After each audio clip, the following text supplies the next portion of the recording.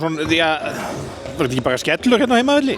Já, þetta var allavega ekki nægilega góð frammistaða okkar hálfu. Við vorum því miður komum bara flattir til leiks og slagir fannst mér varnarlega og svona fara svolítið út úr konsepti og annað og hérna, hvað maður að segja, hleypaðum bara í auðveld færi.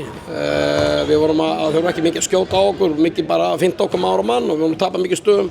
Þar að lendi fengum við ekki hraðablöpin okkar og svo vorum við bara líka að fara sérstaklega bara illa með upplöfum marktækifæri í fyrirháleiknum og þess vegna voru kannski 6 mörkum undir í hálfleik og svo má bara segja að ég var nú að vonast eftir að við kemum smá kraft inn í seinni hálfleiknum en byrjum bara slagir. Ég kom 10 mörkum undir eftir 5 mínútur. Já, akkurat, þannig að við komum bara ekki eins og ég vonast eftir inn í seinni hálfleikin og í rauninni var þetta búið þegar 20 mínútur eftir en menn sýndu þá smá karakter allavega og náðu að minnka þetta aðeins niður en frammistaðan ekki nægilega góð og eitthvað sem við þurfum að leggjast yfir.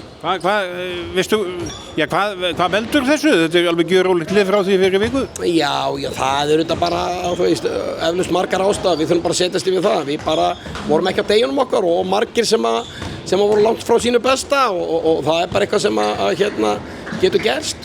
Við þurfum bara, fara yfir það og reyna að undirbúa okkur bara vel fyrir leikinn á móti Þór.